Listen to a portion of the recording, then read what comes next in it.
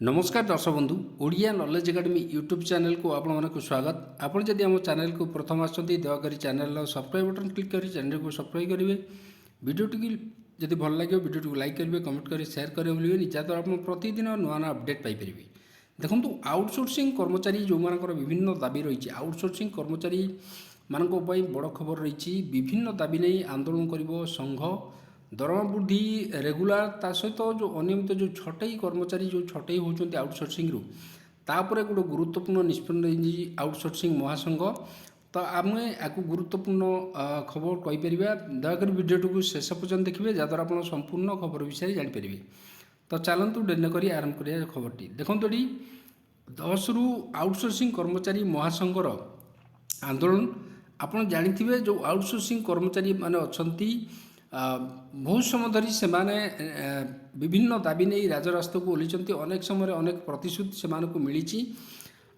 तो से विषय में आम गुरुत्वपूर्ण आलोचना करवा। क्षमता को आसवा पूर्व दृढ़ प्रतिश्रुति देते आप जानते ये क्षमता को सरकार आसवा पूर्व दृढ़ प्रतिश्रुति देते जोटा कि से आउटसोर्सिंग कर्मचारी विभिन्न दाबी पूरण हम क्षमता को आसला आउ पाख मड़ई देना से अभियोग कर कथा रखी ना मोहन सरकार बोली अभियोग करछि आउटसोर्सिंग कर्मचारी महासंघ।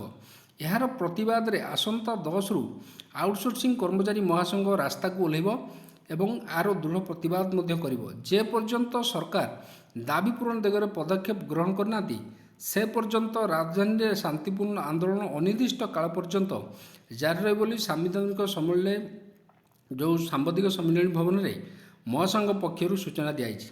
विगत सरकार जो थिला आउटसोर्सिंग कर्मचारी किछि दाबी पर्यायक्रमे पूरण करथिले और मुख्य दाबी गुड़िक समाधान पर एक आउटसोर्सिंग अम्बुड्समैन व्यवस्था करथिले। किंतु बीजेपी सरकार आसिला परे दाबी पूरण तो दूर कथा प्रतिदिन व्यापक छटई करा जाउची। मास मास धरी दरमा दिया जाउनी। 24 वर्ष सरकार रे विभिन्न कारण 297 जन छटई होइतिले किंतु 18 मासर सरकार 4000 रु अधिक कर्मचारी को छटई करछन्ती।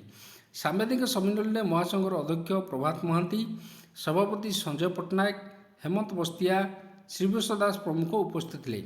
एडी जो आउटसोर्सिंग कर्मचारी माने जानते मोर विभिन्न विभाग रे से माने कार्य करुँच सेटा स्वास्थ्य विभाग हो, शिक्षा विभाग हो, ब्लॉक स्तर आरंभ करी आमर तहसिल पर्यंत ता सहित विभिन्न विभाग तल स्तर आरंभ करी उपर स्तर पर्यंत से माने रेगुलर कर्मचारी भाया कार्य करुँच किंतु सेमानकर जो दरमा अति नगण्य एवं सेमानकर जो चाकरी स्थायित्व नहीं से सब आशंका आशा आशंकार रोचंती।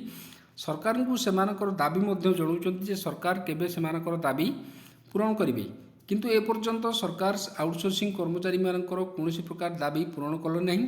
तो से आउटसोर्सिंग कर्मचारी महासंघ तरफ आंदोलन रास्ता को आपणी सरकार को निकट में से निजर दाबी उपस्थापन करेंगे जे सरकार से जो विभिन्न दाबी मानवाई जो सरकार को आसिया पूर्व जो प्रतिश्रुति देते से प्रतिश्रुति को सरकार पूरण करंतु बोली।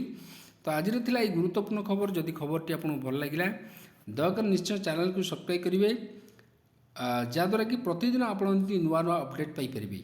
धन्यवाद।